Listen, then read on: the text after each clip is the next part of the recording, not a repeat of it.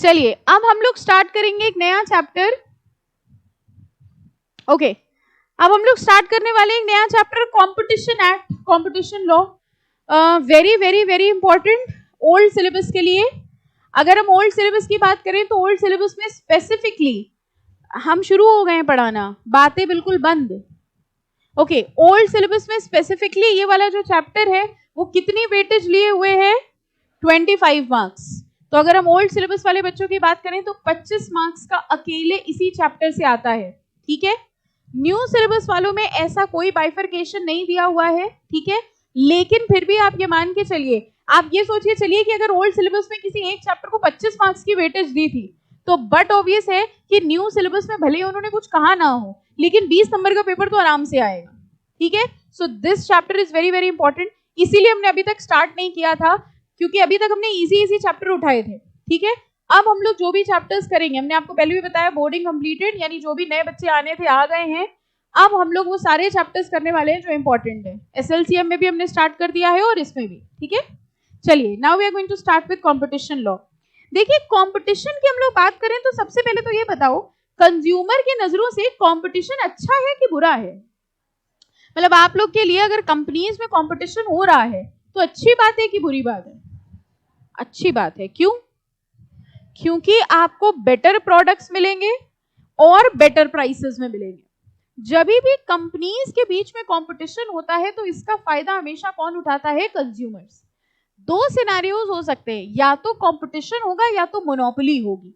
Monopoly का मतलब क्या हुआ? Single seller. अगर मार्केट में सिंगल सेलर होगा तो वो अपने हिसाब से प्राइसेस चार्ज करेगा, अनफेयर रहेगा, इससे कंज्यूमर्स को नुकसान हो सकता है। लेकिन अगर कंपटीशन होगा तो कंपटीशन के होने की वजह से कंज्यूमर्स को फायदा होगा। जैसे पहले के टाइम पे, आई डोंट थिंक आपको याद भी होगा, आपके टाइम पे था कि नहीं, पहले के टाइम पे आपको पता है जो इनकमिंग कॉल होती थी फोन पे, उस पे पैसे लगते थे।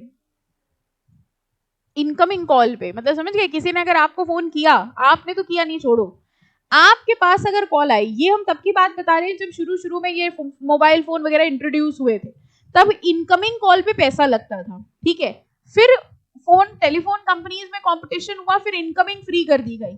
जब इनकमिंग फ्री हुई तो लोगों के अंदर इतनी खुशी हो गई कि चलो जो आ रहा है उसमें पैसा नहीं लग रहा। ठीक है, फिर भी कॉल रेट्स बहुत ज्यादा थे। नेट वेट की तो बात ही छोड़ दीजिए, इंटरनेट तो फोन पे चलाता ही नहीं था कोई। ये आप अपने पेरेंट्स से पूछिएगा, उस टाइम का यही सिनेरियो था। फिर कॉल रेट्स बहुत ज्यादा थे, फिर धीरे धीरे क्या हुआ, कॉल रेट सस्ते हुए, मैसेज पैक आने शुरू हुए। ये पता है आपको मैसेज पैक? जो फ्लैश मैसेज, जो मैसेज जाता है टेक्स्ट मैसेज, उसके मैसेज पैक आते थे कि 20 रुपए में 100 मैसेज भेज सकते हैं। ठीक है, फिर और सस्ता होता गया और सस्ता होता गया, ऐसे होते होते करते करते फिर उन्होंने कहा सेकंड्स में पैसे लगने लग गए कि इतने सेकंड की कॉल होगी तो इतने पैसे लग जाएंगे। और फाइनली एक सिचुएशन में आया कि कॉल टू कॉल फ्री होने लग गया, कि कॉलिंग एकदम फ्री हो गई। ये किस वजह से हो रहा था आपको पता है? कंपटीशन की वजह से। इंटरनेट फ्री, इंटरनेट फ्री पहले कभी किसी ने सोचा भी नहीं था। इंटरनेट कैफे हुआ करते थे, अभी भी हैं बट ज्यादा लोग अब इसको प्रेफर नहीं करते। इंटरनेट कैफे के चार्जेस होते थे कि 20 रुपए फॉर 1 आवर। ऐसा कभी यूज किया है आपने? 15 रुपए 1 घंटे के लिए या 20 रुपए 1 घंटे के लिए इंटरनेट कैफे जाते थे और वहां जाके आप इंटरनेट चलाते थे। जस्ट इमेजिन, आपका फेस, तब इंस्टा तो था ही नहीं, एक ऑरकुट चलता था, पता नहीं आपको पता भी है कि नहीं। फेसबुक के पहले उसका भाई था Orkut, the first one was Orkut only. Orkut was the same thing, जैसे फेसबुक है वैसे ही ऑरकुट था। ऑरकुट फिर बंद हुआ, फिर फेसबुक आया, फिर फेसबुक के साथ अब वो आपका जो चलता है इंस्टा। हाँ ठीक है, ये सब क्यों हो रहा है? कंपटीशन। और अब देखिए इंटरनेट फ्री। ठीक है, तो एक तरह से देखा जाए जितना कंपटीशन बढ़ता जाता है वैसे ही कंज्यूमर्स के लिए बेनिफिट होता जाता है। तो पहले क्या होता था, पहले कंपनीज मोनोपोली बनाती थी, यानी एक बड़ी कंपनी बन गई और उस एक बड़ी कंपनी ने अनफेयर प्राइसेस चार्ज करना शुरू कर दी। ठीक है, नाउ क्या हुआ, एक एक्ट बनाया गया, एमआरटीपी एक्ट, जिसका नाम क्या था? Monopolies restrictive trade practice act.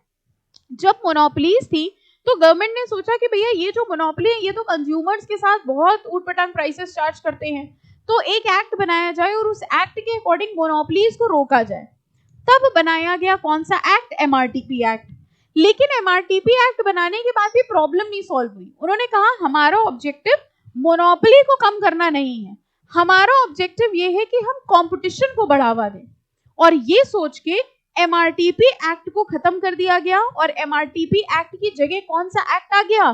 Competition act. ठीक है, आज जो प्रेवलेंट है वो है कंपटीशन एक्ट। कंपटीशन एक्ट सबसे पहली चीज ये इंश्योर करता है कि जितनी भी कंपनीज है उनके बीच में हेल्दी कंपटीशन हो, अनफेयर प्रैक्टिसेस ना हो, कोई भी मोनोपोली क्रिएट ना करे। इवन इसका एक पोर्शन है जिसमें हम लोग पढ़ेंगे, अगर दो बड़ी कंपनीज मर्जर कर लेती हैं, ठीक है, जैसे अगर हम आपसे कहें मिल्क प्रोडक्शन की, क्या बता सकते हैं कोई 2-3 बड़ी कंपनीज? सबसे पहले तो अमूल आ जाता है, फिर नमस्ते, अगर हम लोग नॉर्थ मार्केट की बात करते हैं तो नमस्ते इंडिया आ जाता है, और मदर डेयरी। अब जरा एक सेकेंड के लिए सोच के देखिए कि इन 3 कंपनीज ने मर्जर कर लिया। नाउ अमूल, नमस्ते एंड मदर डेयरी, इन तीनों ने मर्जर कर लिया, और मर्जर करने के बाद इन्होंने कहा कि हम 500 रुपीज पर लीटर पे मिल्क सप्लाई करेंगे। Is this good for the consumers? वो ऐसा कर सकते हैं, क्योंकि अगर देखा जाए तो ये 3 बड़ी कंपनीज मेजॉरिटी शेयर लिए हैं मार्केट का। अगर इन तीनों ने कहा कि हम लोग मर्जर कर लेते हैं और मर्जर करके हम अपने हिसाब से प्राइसेस चार्ज करेंगे, तो कहीं ना कहीं कंज्यूमर्स के साथ गलत होगा। Okay, competition. Okay, thank you so much for telling. जो कंज्यूमर्स हैं, ठीक है, कंज्यूमर्स क्या कर रहे हैं? देखिए, कंपटीशन एक्ट ये कहता है कि अगर आप मर्जर कर रहे हैं, मर्जर के बाद आप डोमिनेंट पोजीशन ना ले लें और आप उस डोमिनेंट पोजीशन का अब्यूज ना करें। इन दोनों शब्दों का मतलब समझो। डोमिनेंट पोजीशन मतलब सबसे इंपॉर्टेंट पोजीशन, अब्यूज मतलब गलत फायदा उठाना। यहां पर भी अगर 2 बड़ी कंपनी मर्जर करने जाती हैं तो उनको पहले परमिशन लेनी पड़ती है कंपटीशन एक्ट से। कंपटीशन एक्ट के अंडर एक अथॉरिटी होती है जिसको हम लोग कहते हैं सीसीआई, अगर कभी सुना हो आपने, कंपटीशन कमीशन ऑफ इंडिया। हर बड़े मर्जर को परमिशन लेनी पड़ती है सीसीआई से। सीसीआई ये देखता है कि कहीं आपके मर्जर से मोनोपोली तो नहीं हो रही है।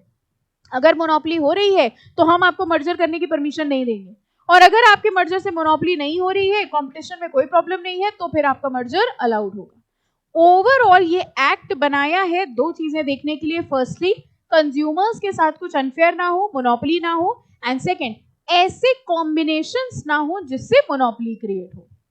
क्लियर हो गया? ठीक है, अब बात करेंगे चैप्टर की। तो सबसे पहले देखिए इन्होंने इंट्रोडक्शन दिया है। नाउ वैसे तो ये एक्ट वहां से इंपॉर्टेंट है जहां से कंपटीशन एक्ट शुरू हो रहा है, लेकिन आप अपने इंस्टीट्यूट को बहुत अच्छी तरह से जानते हैं कि वो कुछ भी पूछ सकता है, तो हम लोग हर टॉपिक को थोड़ा थोड़ा टेकअप कर लेंगे। देखिए, the competition act has been enacted to provide keeping in view the economic development of the country for establishment of a commission. क्या आप बता सकते हैं ये क्या है? कह रहे हैं इस एक्ट के अंदर एक कमीशन बनाया गया है। What do we call that commission? CCI. वही तो सीसीआई है, कंपटीशन कमीशन ऑफ इंडिया। ये सीसीआई अथॉरिटी है जो चेक करती है कि कंपटीशन सही से हो रहा है कि नहीं हो रहा है। To prevent practices having adverse effect on competition. Adverse effect मतलब पॉजिटिव इफेक्ट कि नेगेटिव इफेक्ट? Negative effect. कह रहे हैं अगर कोई ऐसी प्रैक्टिसेस हैं जिससे नेगेटिव इफेक्ट क्रिएट हो रहा है, उसको चेक करने के लिए सीसीआई बनाया गया है। To promote and sustain competition in the market, to protect the interest of the consumers and to ensure freedom of trade carried on by other participants in the market. ये सब देखने के लिए कि मोनोपोली क्रिएट ना हो, fair competition हो, ये सब देखने के लिए ये एक्ट बनाया गया है। Okay, any doubt in this paragraph? Basic मतलब समझ में आ गया हम लोग पढ़ने क्या वाले हैं? ओके, अभी बहुत दूर तक सिर्फ इंट्रोडक्शन ही चलेगा। देखिए, सबसे पहले इंट्रोडक्शन बता रहे हैं, there is a growing recognition that a flexible, dynamic and competitive private sector is essential to fostering sustainable economic development. कह रहे हैं अगर हम चाहते हैं कि हमारी इकोनॉमी का डेवलपमेंट हो तो कंपटीशन होना चाहिए कि मोनोपोली होनी चाहिए? कंपटीशन। आप देखिए, कंपटीशन को हम लोग रिलेट कर सकते हैं इनोवेशन और इन्वेंशन से भी। आपको नहीं लगता कंपटीशन की वजह से ही इनोवेशंस होते हैं? What do we mean by innovations? नई नई चीजें निकालना। यस, कंपटीशन के चक्कर में, लाइक आप उसी प्रोडक्ट को 10 रुपए पे बेच रहे हो, मेरी कॉस्टिंग भी 10 रुपए की आ रही है। अब हमने सोचा हम ऐसा क्या करें कि हम उसको 8 रुपए का बेचें। अब इसके लिए या तो हम अपना प्रॉफिट मार्जिन कम करें तो हम 8 रुपए का बेचें, बट अगर हम प्रॉफिट मार्जिन कम करेंगे तो हम कमाएंगे क्या? तो हमने सोचा एक काम करते हैं, कोई ऐसी टेक्निक सोचते हैं या कोई ऐसा नया प्रोसेस सोचते हैं जिससे मेरी कॉस्टिंग ही कम हो जाए। तो हमने इनोवेशन करी। हमने कोई नया तरीका सोचा और उस नए तरीके से मेरी कॉस्टिंग अल्टीमेटली कितने की आ गई, 8 रुपए की। अब हम अपना प्रोडक्ट 8 रुपए का बेचेंगे, प्रॉफिट मार्जिन भी कमाएंगे। Now I was the first in this segment, तो हमने सबसे पहले 8 रुपए की कॉस्टिंग कर ली, ठीक है। अब यही टेक्निक दूसरे देखेंगे, वो भी यही प्रोसेस कॉपी करेंगे, वो भी अपनी कॉस्टिंग कम कर लेंगे। अल्टीमेटली इस कंपटीशन में फायदा किसका होने लग गया, कंज्यूमर्स का। Okay, promoting effective competition spurs firm to focus on efficiency and improve consumer welfare by offering great choice of higher quality products। दो फायदे होते हैं, कह रहे हैं क्वालिटी ऑफ प्रोडक्ट्स भी हाई हो जाता है और प्राइसेस भी लोअर हो जाते हैं। तो देखा जाए कंपटीशन के दो फायदे, हमको बेटर क्वालिटी प्रोडक्ट्स मिलेंगे at a lower price. Okay, the idea of competition, वैसे आपने भी एक चीज ध्यान दी होगी, ऑनलाइन मार्केट की वजह से आपको नहीं लगता जो रिटेलर्स हैं उनके प्राइसेस भी बेटर हो गए हैं? क्योंकि आजकल हम लोग क्या करते हैं, जैसे आप फोन खरीदने गए, ये आपके साथ बहुत होता है, अगर आपको एक फोन खरीदना है, आप खरीदोगे शॉप से ही, लेकिन पहले पूरा ऑनलाइन देखाओगे। कोई भी प्रोडक्ट आप खरीदते हैं पहले ऑनलाइन दिखाते हैं कि उसका प्राइस क्या है, ठीक है, पूरा सोच समझ के, फिर आप उसकी दुकान जाएंगे, उसे कहेंगे भैया ये वाला मॉडल चाहिए, और जैसे ही उसने बोला कि 15,000 का है, वैसे ही आप एकदम तैयार रहते हो क्या बोलने के लिए, ऑनलाइन तो इतने का दिखा रहा है, तुरंत एकदम तैयार रहते हो, है ना। फिर वो बेचारा कन्विंस करता है, अरे नहीं हम आपको ये डाल के देंगे, वो डाल के देंगे, या जो भी सॉफ्टवेयर डाल के देंगे, जो भी चीजें हैं वो कन्विंस करने की कोशिश करते हैं। बट उनके ऊपर एक प्रेशर है, उनको पता है कि जो कंज्यूमर आएगा वो सबसे, वो एकदम हाथ में लेके, वो गूगल खुला हुआ है उसका, एक फोन पे गूगल खोल के लाया है कि देखो ऑनलाइन में तो हमें इतने का दिखा रहा है। कोई भी प्रोडक्ट आप खरीदे, ठीक है, अब इस चक्कर में जो रिटेलर्स पहले अपने हिसाब से प्राइसेस चार्ज करते थे, कहीं ना कहीं they have to keep a price which is competitive with the online market, या फिर एडिशनल फैसिलिटी देंगे। अगर वो आपसे ज्यादा प्राइस लेंगे तो वो एडिशनल फैसिलिटी देंगे कि ठीक है फोन खराब हो जाए तो हमारे यहाँ बनवाने आ जाना, ठीक है। तो दोनों ही चीज में अल्टीमेटली फायदा किसका हो रहा है, कंज्यूमर्स का। That is what is the benefit of competition. अब देखिए इसमें यही इंट्रोडक्शन है इसका। नेक्स्ट जो आपको मार्क करना है, कंपटीशन एंड इकोनॉमिक एफिशिएंसी में आइए। नाउ इसमें दो तीन लाइंस हम आपको मार्क कराएंगे। सबसे पहला देखिए भाई, relationship between competition and innovation, ठीक है। इस हेडिंग के अंदर कंपटीशन एंड इकोनॉमिक एफिशिएंसी, कह रहे हैं कंपटीशन की वजह से हमारी इकोनॉमी की एफिशिएंसी भी इंक्रीज होती है due to innovation. A number of empirical studies found a positive relationship between competition and innovation, productivity and economic growth. कह रहे हैं अगर कंपटीशन होगा तो इनोवेशन होगा, डेफिनेटली प्रोडक्टिविटी इंक्रीज होगी, और ये सब कुछ होगा तो अल्टीमेटली क्या हो जाएगा, economic growth. Exam point of view से अगर हम आपको बताएं तो क्या आ सकता है, ऐसे ही कोई लाइन उठा देंगे और कमेंट दे देंगे। अब होता क्या है, ये चैप्टर अभी एक्चुअल में शुरू नहीं हुआ है, ये शुरू वहां से होगा जहां से कंपटीशन एक्ट की डेफिनेशन शुरू होंगी। अभी आप देखो ना, एक्ट कहाँ पढ़ रहे हैं हम लोग, अभी तो हम लोग इंट्रोडक्शन पढ़ रहे हैं। तो अब एक्ट से इंस्टीट्यूट सब कुछ पूछ चुका है, तो वो पेपर को टफ करने के लिए इस इंट्रोडक्शन पोर्शन से कोई एक लाइन दे देगा, ठीक है। जैसे मान लो यही line they the, positive relationship between competition and innovation. अब आप कंपटीशन एक्ट पूरा पढ़ के गए, लेकिन ये नहीं क्वेश्चन कर पाएंगे, क्योंकि जनरली ये इंट्रोडक्शन पार्ट क्या होता है, छोड़ दिया जाता है। ओके, तो इसमें मार्क कर लीजिए। सबसे पहले कह रहे हैं कि जो रिलेशनशिप है कंपटीशन एंड इनोवेशन का, अब देखिए इसमें अलग अलग इन्होंने राइटर्स दिए हैं जिनके हिसाब से इन्होंने बताया है। जैसे पहले वाले में देखिए इन्होंने दिया है, it offered several theoretical situation where competition is conducive to innovation. Intensified product market competition could force manager to speed up the adoption of new technology। Competition के चक्कर में टेक्नोलॉजीज हम लोग जल्दी अडॉप्ट कर रहे हैं कि डीले करते हैं, जल्दी। आप देखिए 2G, 3G, 4G, 5G कहां तक पहुंचते चले जा रहे हैं हम लोग। ये सब कुछ किस चक्कर में हो रहा है, और कॉस्टिंग कम होती जा रही है। आप देखिए आजकल जो फोन्स आ रहे हैं, फोन्स में फीचर ज्यादा आने लग गए और कॉस्टिंग कम होने लग गई है, रिवर्स चीजें हो रही हैं, ठीक है। ज्यादा से ज्यादा फीचर होंगे, ज्यादा से ज्यादा रैम स्टोरेज ज्यादा होगा, लेकिन कॉस्ट कम होगी। इसी चीज का तो कंपटीशन है। अगर वो प्राइस भी ज्यादा रखेंगे तो there will be no competition. Ultimately ऐसा करने के लिए उनको क्या करना पड़ रहा है, नई टेक्नोलॉजीज अडॉप्ट करनी पड़ रही है, और जितनी ज्यादा नई टेक्नोलॉजीज अडॉप्ट होंगी उतनी हमारी इकोनॉमिक ग्रोथ होगी। ओके, तो पहले पैराग्राफ में ये मार्क कर लीजिए। फिर आइए नेक्स्ट पैराग्राफ पे। Nikhil in his article competition and corporate performance suggested 3 different channels of incentive. Competition creates greater opportunities for comparing performance, a more competitive environment where price elasticity of demand tends to be higher induces greater efforts among worker and managers for cost reducing improvement. अब इतनी technical language आपको लिखने की जरूरत नहीं है. Price elasticity of demand, ये वहीं बहुत मुश्किल से समझ में आया था आपको, है ना, इकोनॉमिक्स में. तो जरूरी नहीं है कि ये पैराग्राफ लिखे. ये क्यों पैराग्राफ पढ़ रहे हैं, इसका टॉपिक सिर्फ ये है. या तो एग्जाम में इस हेडिंग से आ जाएगा, how is competition relating to economic efficiency, या फिर ये लाइन आ जाएगी कि there is a positive relationship between competition and innovation. तो करना आपको ये है कि इसके जो 3-4 पैराग्राफ्स हैं उसमें से एक एक 2-2 लाइन उठानी है और वो लिखनी है. That's it. तो नहीं बेटा, नहीं नहीं नहीं, ऐसे नहीं, इतना इन डेप्थ नहीं पूछेंगे. ठीक है, बहुत कम एमसीक्यू आने हैं. ठीक है, और ये वो वाली चीज नहीं है, जो एमसीक्यू आएगा ना वो कोर कंटेंट से ही आएगा, इतना डिटेल नहीं पूछेंगे. ठीक है, फाइन, ओके. इसके बाद आप मार्क कर सकते हैं ये वाला पैराग्राफ, एक मार्क कर लीजिए, इंपेरिकल एविडेंसेस शो. ये ओल्ड में दिया है क्या? Empirical evidences show that strong competition is closely linked to dynamic and efficient markets. इसीलिए पढ़ा रहे हैं. एक्चुअली अर्लियर ये सब हम लोग नहीं पढ़ाते थे बिकॉज ये इंट्रोडक्शन पार्ट है. बट अब है कि अब इंस्टीट्यूट 25 मार्क्स का जब था ना, तो इंस्टीट्यूट सब कुछ पूछ चुका है कॉम्पिटिशन एक्ट से. तो अब वो पेपर टफ करने के लिए ना ऐसी चीजें उठाने लग गया है. तो to be more you know कि कुछ ऐसा ना आ जाए जो आपको ना आता हो, इसलिए हम लोग ये पोर्शन भी कवर करके चल रहे हैं. आई यू अंडरस्टैंडिंग कि हमें 100% पॉसिबिलिटी चाहिए. अगर हम ओल्ड सिलेबस वालों की बात करें तो स्पेशली उनके लिए कि 25 मार्क्स में से वहां 20 तो आपको स्कोर करने ही करने हैं. तो इस चैप्टर पे किसी भी तरीके की कोई रिस्क मत लीजिएगा. तो अगर आपने कॉम्पिटिशन एक्ट से 20 नंबर का स्कोर कर लिया, कितने ओल्ड वाले एक बार हाथ उठाना, ओल्ड सिलेबस वाले बच्चे? ओके, ठीक है.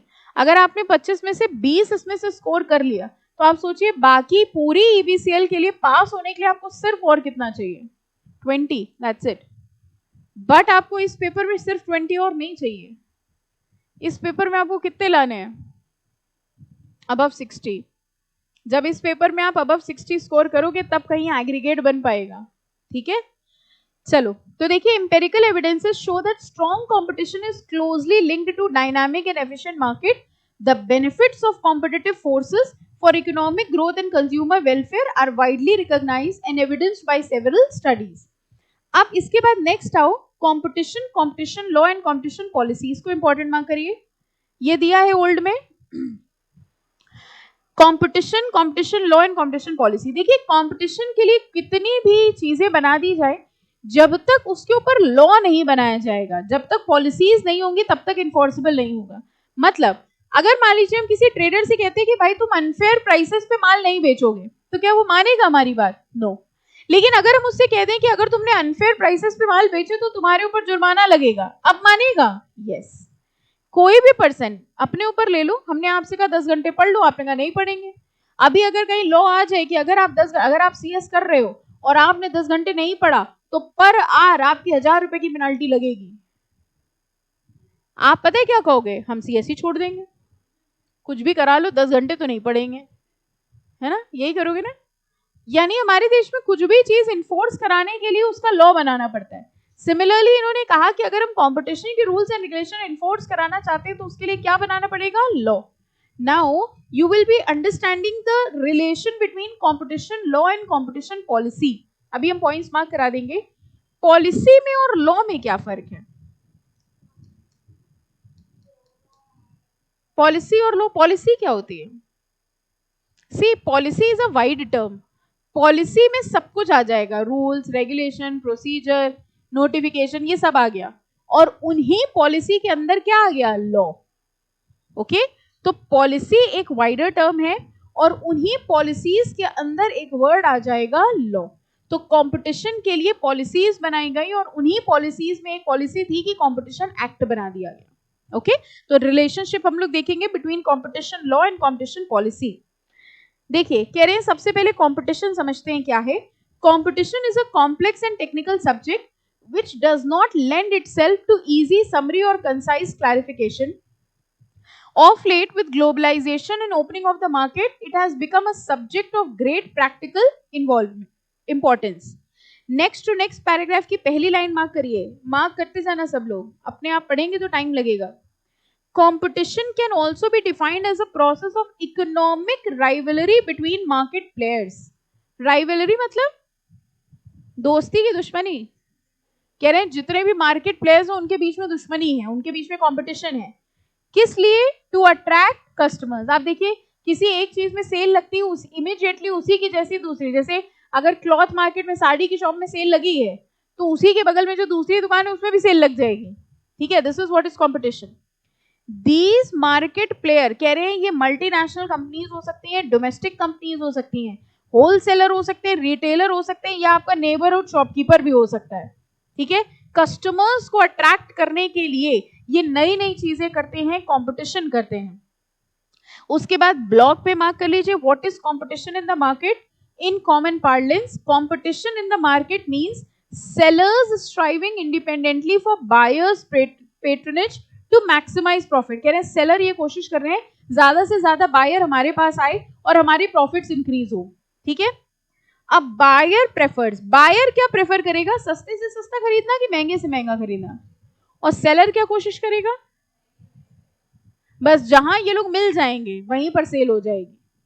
ठीक है, जैसे आप कोई चीज सेल, मान लीजिए किसी चीज की 50% ऑफ लगी है. ठीक है, 400 रुपीज का जो माल है वो 200 में मिल रहा है. आप वहां पे गए और आप 200 का माल खरीद के लेके आए और आप बहुत खुश हैं. पता है क्यों खुश हैं? कि हमने 400 रुपए की चीज 200 में खरीद ली. वो भी बहुत खुश है. पता है क्यों? क्योंकि उसने 100 रुपए की चीज 200 में बेच दी. ये क्या हुआ, समझ में आया? This is one of the market strategies कि अपने प्रोडक्ट को पहले महंगा करो और उसके बाद 50% ऑफ दे दो. तो जितने भी आप ऑनलाइन वेबसाइट में भी देखते हो ना कि 2 days offer, sale starts now, कितने मैसेज आते रहते हैं ना कि अगले 2 घंटे में सेल शुरू होने वाली है, फ्लैश डील और पता नहीं कौन कौन सी डील. तो आपको क्या लगता है इसमें वो प्रॉफिट नहीं कमा रहे हैं? सब प्रॉफिट कमाते हैं. The simple thing is that increase the price and then give the discount. ठीक है, आप भी खुश, हम भी खुश, सिंपल. ठीक है, तो कह रहे हैं competition, buyer prefers to buy a product at a price that maximizes his benefit, whereas seller prefers to sell the product at a price that maximizes his profit. और इन्हीं दोनों को मिल जाते हैं जब वो, तो वो सेल हो जाएगी. अब इसके बाद देखिए नेक्स्ट टू नेक्स्ट 2 पैराग्राफ बाद देखना कंपटीशन पॉलिसी. मार्क करिए, अभी तक हम लोग पढ़ रहे थे कंपटीशन के बारे में, अब पढ़ेंगे competition policy. Competition policy means government measures, policies, statutes and regulations including a competition law. मतलब कह रहे हैं competition policy में सब कुछ आ गया, पॉलिसीज आ गई, स्टैट्यूट्स आ गए, रेगुलेशंस आ गए, एंड क्या इंक्लूड हो गया? competition law. aimed at promoting competitive market structure and behavior of entities in an economy. तो इस तरह से देखा जाए तो ये लाइन मार्क कर लो, हो सकता है यही पूछ लें, competition law is but a subset of competition policy. Comment समझ में आया? ये क्वेश्चन आ गया तो आप कर नहीं पाएंगे. कहां से उठा के दिया है? कह रहे हैं competition law is but a subset of competition policy. अब आप पूरा कंपटीशन एक्ट पढ़ के गए हैं, सारी प्रोसीजर सब कुछ, और एग्जाम में उन्होंने ये line they the, competition law is a subset of competition policy. लिख लेंगे अब आंसर पक्का? कंपटीशन पॉलिसी में क्या क्या आ जाएगा? सब कुछ, रूल्स, रेगुलेशन, स्टैट्यूट, एवरीथिंग. और उसी के अंदर एक सबसेट क्या होता है? Competition law. ओके, इसके बाद मार्क करेंगे, देखो हाँ एक पैराग्राफ दिखेगा, competition policy is a broader term. मिला? इसको मार्क करिए, competition policy is a broader term which includes all the government policies and law, whereas competition law is a specific statute with a predefined mandate to adjudicate on violation of law. Can you explain me this line? कौन समझा सकता है इस line का मतलब? कितने लोगों को लाइन नहीं मिल रही अभी तक? मिल गई सबको? ओल्ड में नहीं है? लो, यही तो एक अच्छी लाइन थी. एनीवेज, यहां से देख के मतलब बताओ, लॉ का इंटरप्रिटेशन देखें.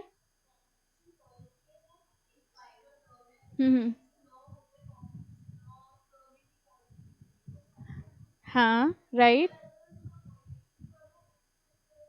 ये लाइन स्पेसिफिकली देखो, कह रहे हैं जो कंपटीशन लॉ है वो एक स्पेसिफिक स्टैट्यूट है, एक लॉ है with pre defined mandate. Pre defined mandate मतलब ये बताइए, लॉ में जितनी चीजें हैं वो तो पता है ना, कितने सेक्शन है यही है, लेकिन गवर्नमेंट की पॉलिसीज का कोई फिक्स्ड पैटर्न हो सकता है। कल सरकार कोई नई चीज लगी, उन्होंने नया नोटिफिकेशन निकाल दिया। लेकिन अगर हम कंपटीशन एक्ट की बात करें तो उसमें जितने सेक्शन है वो उतने ही सेक्शन रहेंगे। तो कंपटीशन एक्ट जो होता है, जो स्टैट्यूट होता है, वो लिमिटेड होता है। जबकि अगर हम पॉलिसीज की बात करें, रेगुलेशंस की बात करें, तो वो तो जब जरूरत पड़ेगी तब बनाई जा सकती है। लेकिन जो लॉ होता है वो स्पेसिफिक होता है, ठीक है। और उस लॉ में स्पेसिफिकली क्या दिया होता है, adjudicate on violation of law. उस लॉ में स्पेसिफिकली क्या दिया होता है कि अगर आपने ये लॉ फॉलो नहीं किया तो पेनल्टी लग जाएगी। तो पॉलिसी की बात करें, आप ऐसे समझ सकते हो पॉलिसी का कोई सिलेबस नहीं है, पॉलिसी कुछ भी हो सकती है, जब सरकार को जैसा लगा वो बना दिया। लेकिन एक्ट का सिलेबस होता है, जितने सेक्शन उतने ही कवर्ड है बस। Okay, in case of India, the Competition Act deals with anti-competitive agreements such as price fixing, bid rigging, ये सब पढ़ेंगे अभी, joint boycotts, abusive practices undertaken by dominant entities such as predatory pricing, abusive conditions of supply, regulation of combination। ये जितनी चीजें लिखी हैं ये कह रहे हैं ये सब Competition Act के अंडर दिया है, जो अभी हम लोग पढ़ेंगे। ओके, और अब बस ये पैराग्राफ मार्क कर लीजिए, basic purpose of competition policy. Again I am telling you, हम आपको वो पोर्शन अभी करा रहे हैं जिसके आने के चांसेस बहुत कम है, लेकिन हो सकता है आ जाए। अब अगर इसमें से आएगा तो मैटर मिल गया लिखने के लिए, लिख लेंगे, मार्क कर लिया ना सबने। कह रहे बेसिक पर्पस क्या है कंपटीशन पॉलिसी का और लॉ का, to preserve and promote competition as a means of ensuring efficient allocation of resources in an economy. Competition policy के दो एलिमेंट्स होते हैं, one is a set of policy that enhance competition and second is a legislation to prevent anti-competitive businesses। कह रहे दो चीजें होती हैं, पहली चीज ऐसी पॉलिसीज जिससे कंपटीशन एनहांस किया जाए, और दूसरा लेजिस्लेशन लॉ, कि अगर किसी ने कंपटीशन फॉलो नहीं किया तो हम उसको पनिश कर देंगे। ये दो चीजें कवर होती हैं, competition policy and competition law. तो ये दो पॉइंट्स मार्क कर लेना बस। फर्स्ट कह रहे हैं पॉलिसी होती है जो कंपटीशन को एनहांस करती है, और दूसरा लॉ होता है जो एंटी कॉम्पिटिटिव प्रैक्टिसेस को प्रिवेंट करता है। बस दैट्स इट, इतना मार्क कर लीजिए, मोर देन सफिशिएंट है। ठीक है, बाकी अंदर रीड करने की जरूरत नहीं है, अगर आप पढ़ना चाहें तो पढ़ लीजिएगा, कोई डाउट हो तो पूछ लीजिएगा। ये देखो फिर से वही लाइन लिखिए, बताइए ये लाइन अब क्लियर हुई? ठीक है, वही बात बार बार बोल रहे हैं, कह रहे हैं जो हमारा कंपटीशन लॉ है वो बेसिकली सिर्फ क्या है, कंपटीशन पॉलिसी का सबसेट है। चलिए अब आगे बढ़ते हैं, कंपटीशन रिजाइम इन इंडिया। अब देखिए धीरे धीरे एक्ट की तरफ बढ़ रहे हैं। सबसे पहले हमने आपको बताया कि हमारे देश में कंपटीशन के लिए सबसे पहले कौन सा एक्ट बनाया गया था, एमआरटीपी एक्ट। ठीक है, अब एमआरटीपी एक्ट खत्म कर दिया है, लेकिन देखिए इन्होंने पहले इंट्रोडक्शन दिया है एमआरटीपी का ही, competition law evolution. The first Indian competition law was Monopolies and Restrictive Trade Practice Act 1969 में बना था ये। और देखिए ये ऑब्जेक्टिव्स थे, ये मार्क कर लो, principal objectives of the act. क्या बता सकते हैं ये एक्ट कौन सा एक्ट है, किसके ऑब्जेक्टिव्स हैं ये, एमआरटीपी के, लिख लो यहां पर, ये एमआरटीपी के ऑब्जेक्टिव्स हैं।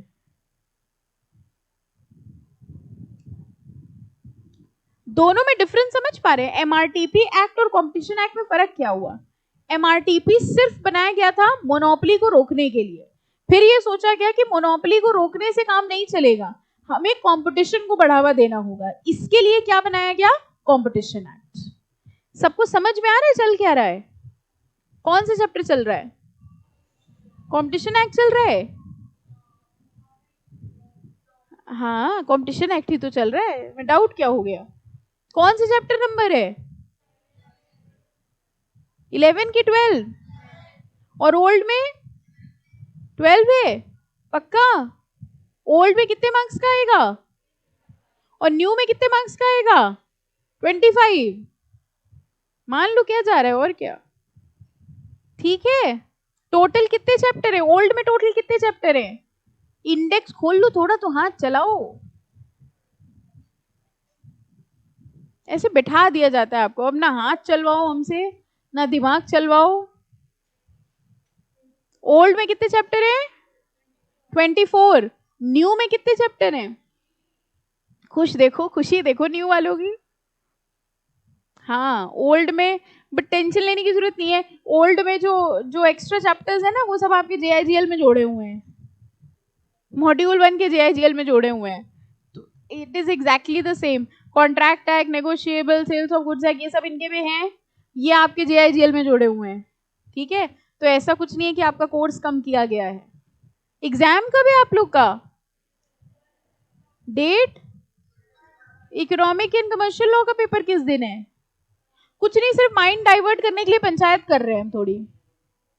थोड़ा थक गए थे ना कंपटीशन पढ़ते पढ़ते, मोनोटोनस हो जाता है इसलिए। When is your exam? And by the way topic change करने के लिए प्री एग्जाम क्लियर हो गया सबका? दिया ही नहीं हमें, किसी ने बताया ही नहीं, इंस्टीट्यूट ने हमें इनविटेशन नहीं भेजा। अच्छा स्टार्टिंग से चलते हैं। EDP हो गई सबकी? अरे भाई ODP, EDP प्रोफेशनल में होती। ODP हो गई सबकी? 1 डे ओरिएंटेशन किसका नहीं हुआ? कर लेना बेटा, एग्जाम फॉर्म नहीं भर पाओगे। कैसे होगी पता है? बगल में होगी, 1 दिन की होती है, बहुत वैल्यूएबल होती है, बहुत बहुत काम की बातें बताते हैं।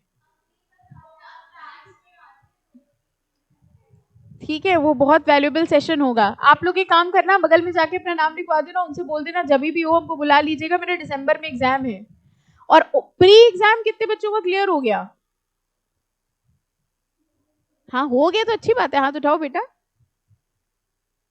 बस बाकी सबको पता है प्री एग्जाम देना है? अच्छा एग्जाम फॉर्म कब भरना है? व्हाट इज द लास्ट, हाँ ये इंपॉर्टेंट डिस्कशन करना चाहिए था। What is the last date to fill your exam form? 20th? 25th? हम 26, तुम पहली बार सुन रहे, 25 होती थी आज तक। तुम्हें एक दिन एक्स्ट्रा मिला है? अच्छा 25 सितंबर एग्जाम फॉर्म भरने की लास्ट डेट है। सबने भर दिया एग्जाम फॉर्म? कब भरोगे? अच्छा जो लोग जैसे पहले दे चुके हैं उनको दोबारा देना है प्री एग्जाम? इंस्टीट्यूट ने क्वालिफाई कर दिया एक बार में? तो जिनका, पहले ध्यान से समझिए, जो लोग पहले दे चुके हैं जिनको प्री एग्जाम नहीं देना है, एग्जाम फॉर्म भर दीजिए। एग्जाम फॉर्म भरने से आपकी जो एक कंफ्यूजन है ना कि फर्स्ट डे की सेकंड डे, वो खत्म हो जाएगी। सोल्यूशन बता रहे हैं, समझ में आया? जो आप एग्जाम फॉर्म, हम समझाते हैं, जब आप एग्जाम फॉर्म भरते हैं तब आपको फाइनल डिसाइड करना होता है कि आपको कौन सा मॉड्यूल देना है। जब तक आप एग्जाम फॉर्म नहीं भरेंगे तब तक आपके दिमाग में कंफ्यूजन चलता रहेगा कि 1 दे कि 2 दे कि दोनों दे कि कोर्स छोड़ दे। ठीक है, तो इसलिए फटाफट से एग्जाम फॉर्म भर दीजिए। मैंडेटरी है, जरूरी है एग्जाम फॉर्म भरना। तो जिनका जिनका सब क्लियर है कि कौन सा मॉड्यूल देना है, क्या करना है, एग्जाम फॉर्म भर दीजिए। जो नए बच्चे हैं उनको प्री एग्जाम देना होता है। प्री एग्जाम का मतलब होता है जो आपके मेन एग्जाम है एग्जैक्टली उसी पैटर्न में MCQ क्वेश्चंस का एग्जाम होता है जो आपको लैपटॉप पे देना होता है। ठीक है, उसके लिए आपको थोड़ा कंटेंट पढ़ना पड़ेगा, बट ट्राई करना शुरू कर दीजिए। अनलिमिटेड अटेम्प्ट होते हैं, करते जाइए। ठीक है, प्री एग्जाम सारे क्लियर हो जाएंगे तब एग्जाम फॉर्म भर पाएंगे। अगर आपका प्री एग्जाम नहीं पास हुआ तो आप एग्जाम फॉर्म नहीं भर पाएंगे। एग्जाम फॉर्म नहीं भर पाएंगे तो दिसंबर में आप एग्जाम नहीं दे पाएंगे। ये पता था सबको?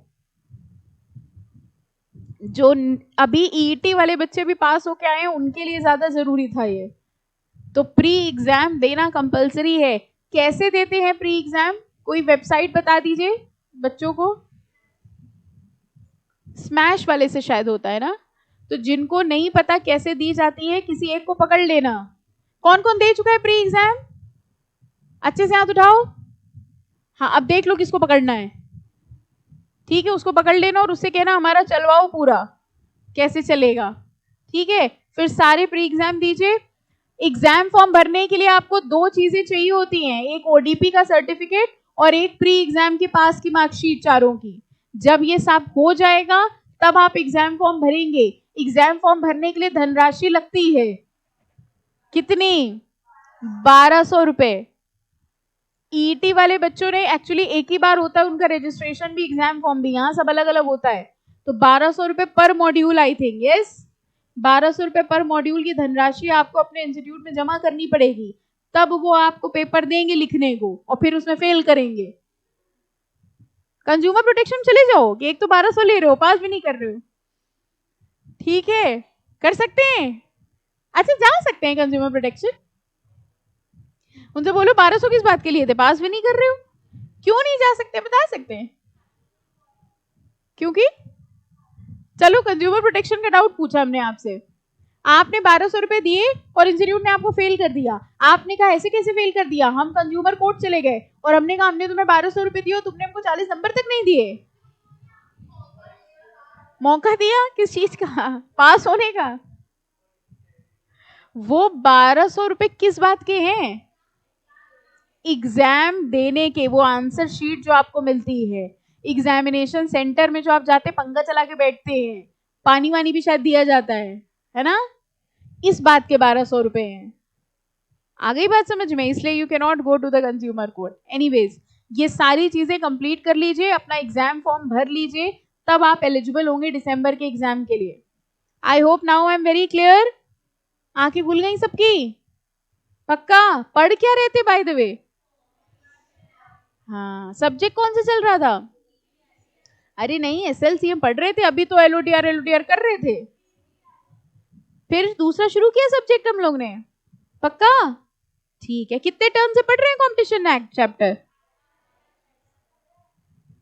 कुछ कह रहे हैं, अरे खत्म होने वाला है, आखिरी टर्न चल रहा है। कंपटीशन लॉ में और कंपटीशन पॉलिसी में फर्क है, बड़ा क्या है पॉलिसी, और कंपटीशन पॉलिसी के अंदर क्या आता है, और कंपटीशन एक्ट के पहले कौन सा एक्ट था, उसके ऑब्जेक्टिव्स क्या थे, ये बस टॉपिक पे वापस ला रहे थे, ठीक है welcome back. Principal objectives of the act जरा देखिए, as spelled out in the preamble, वर क्यों लिखा है, एमआरटीपी एक्ट का बता रहे हैं, ठीक है, यानी ये उसके ऑब्जेक्टिव बता रहे हैं जो खत्म हो चुका है। Prevention of concentration of economic power, कह रहे हैं इकोनॉमिक पावर कॉन्सेंट्रेट ना हो, मोनोपोलीज ना हो, prohibition of monopolistic trade practices, कह रहे हैं वो मोनोपोली ऐसी कोई प्रैक्टिसेस ना करें जो कंज्यूमर्स के अगेंस्ट हो, रिस्ट्रिक्टिव ट्रेड प्रैक्टिसेस ना हो, इन सब को कंट्रोल करने के लिए कौन सा एक्ट बनाया गया था, एमआरटीपी एक्ट। फिर एमआरटीपी एक्ट आने के बाद लोगों को लगा नहीं एमआरटीपी एक्ट सफिशिएंट नहीं है, फिर ये अलग अलग रिकमेंडेशंस आई, एक सचार कमेटी थी और एक देखो आगे होगी राघवन कमेटी। देखिए इन्होंने क्या कहा, ये देखिए ये पैराग्राफ पढ़िए, इन कमेटी के हिसाब से इन्होंने कहा ये जो monopolies and restrictive trade practice act है, इट हैज बिकम ऑब्सोलीट। इनके हिसाब से ये एक्ट अब क्या बन गया है, ऑब्सोलीट, बेकार हो गया है। In certain areas in the light of international economic development relating to competition law, we need to shift our focus from curbing monopoly to promoting competition. आपको समझ में आया सिचुएशन क्या चल रही, पहले एमआरटीपी एक्ट था, फिर ये जो कमिटीज थी, इन कमिटीज ने कहा कि सिर्फ एमआरटीपी से काम नहीं चलेगा, अब हमारा ऑब्जेक्टिव होना चाहिए कंपटीशन को बढ़ावा देना, और इन्हीं कमिटीज की रिकमेंडेशन को ध्यान में रख के फाइनली कौन सा एक्ट बनाया गया, कंपटीशन एक्ट। देखो अब ये यहां से चैप्टर स्टार्ट हुआ है, तो इसके पहले वाला सारा पोर्शन क्या करा, कट कर दिया, नॉट इंपॉर्टेंट लिख दिया, ठीक है, यहां से ओल्ड में भी दिया होगा एग्जैक्टली सेम। चले आगे, अब देखिए कंपटीशन एक्ट स्टार्ट हो रहा है। अच्छा ये दिया है क्या ओल्ड में, भारतीय एयरटेल सिविल अपील, कुछ खास वैसे टर्मिनोलॉजी नहीं है, बस एक बार देख लेते हैं। देखिए कह रहे हैं honourable Supreme Court in CCI versus Bhartiya Airtel observed that in the wake of globalisation and keeping in view the economic development of the country, responding to opening of its economy and resorting to liberalization, need was felt to enact a law that ensures fair competition। कह रहे हैं कि जिस जैसा economic development हो रहा है उसको देखते हुए ये जरूरी था कि एमआरटीपी एक्ट को खत्म किया जाए, और कौन सा एक्ट लाया जाए, competition act. By prohibiting the trade practices which cause an appreciable adverse effect on competition। यहां से मार्क करिए, the act deals with 3 kinds of practices which are treated as anti-competitive and are prohibited। सिर्फ इतनी line पढ़ के देखिए, the act deal with, क्या बता सकते हैं ये एक्ट कॉम्पिटिशन एक्ट है कि एमआरटीपी है, अब कॉम्पिटिशन है, ठीक है। कह रहे हैं कॉम्पिटिशन एक्ट 3 तरीके की प्रैक्टिसेस को एंटी कॉम्पिटिटिव बोलता है। एंटी कॉम्पिटिटिव प्रैक्टिसेस मतलब क्या हुआ? कंपटीशन बढ़ावा दे रही है या कम कर रही है? कम कर रही है। ऐसी एंटी कॉम्पिटिटिव प्रैक्टिसेस को क्या होना चाहिए? प्रोहिबिटेड होनी चाहिए। कंपटीशन को हम बढ़ावा दे रहे हैं तो एंटी कॉम्पिटिटिव प्रैक्टिसेस प्रोहिबिटेड होनी चाहिए।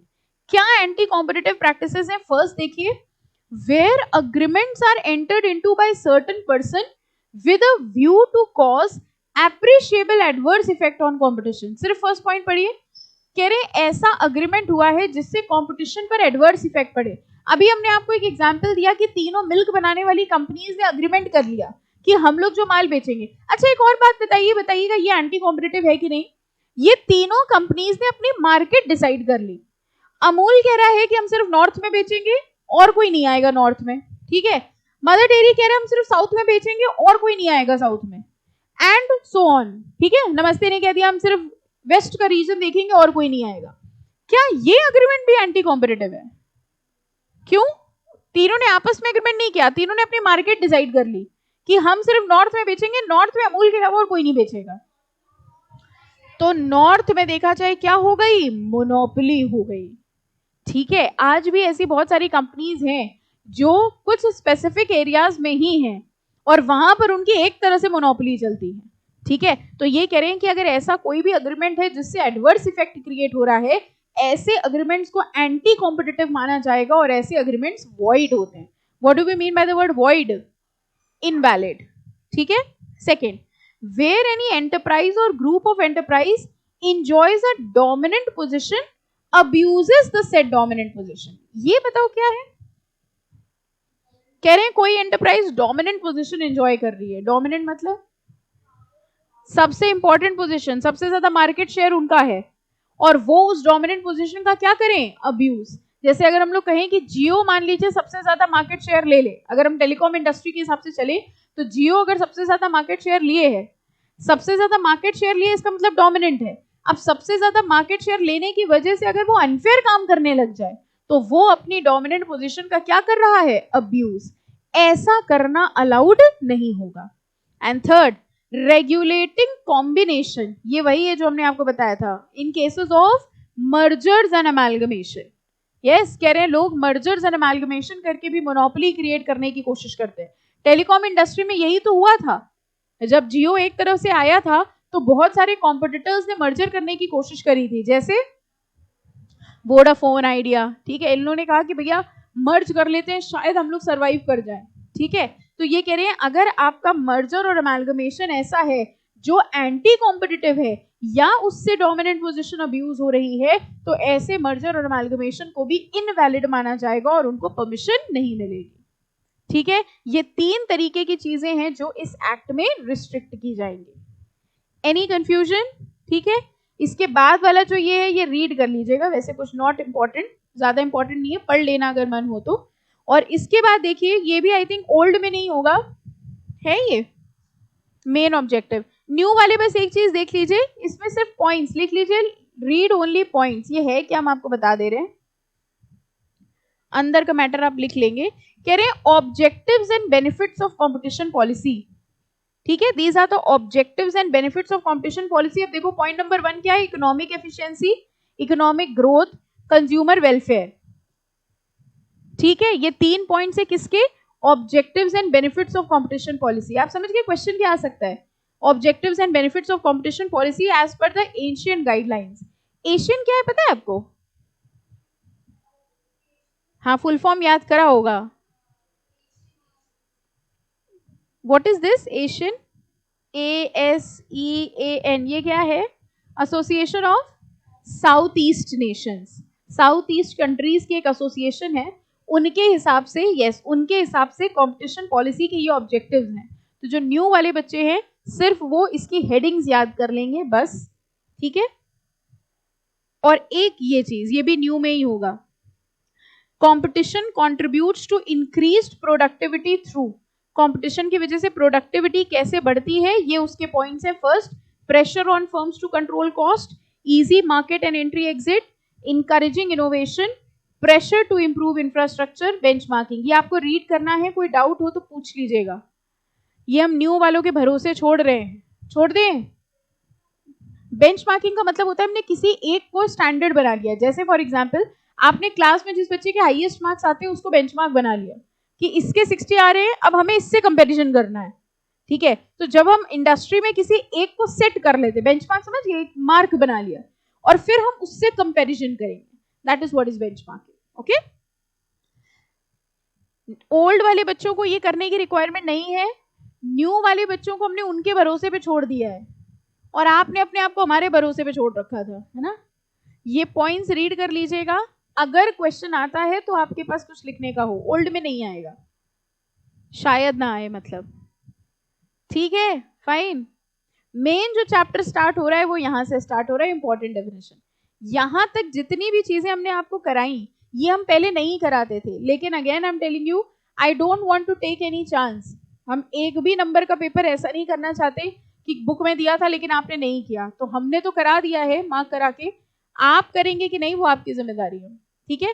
यहां से हम लोग को सब कुछ करना है, एक एक लाइन एक एक वर्ड करनी है, ठीक है। इंपॉर्टेंट डेफिनेशन ये हम लोग नेक्स्ट लेक्चर पे स्टार्ट करेंगे, but you have to make sure कि ये पोर्शन आप रीड करके आएंगे अगले टर्न पर। प्रॉमिस करो इतना पोर्शन पढ़ के आओगे नेक्स्ट टर्न पर, अच्छे से करो, गॉड प्रॉमिस, पढ़ के आओगे पक्का, ठीक है। नेक्स्ट लेक्चर में हम लोग इसकी डेफिनेशन से स्टार्ट करेंगे, ओके। हाँ बेटा,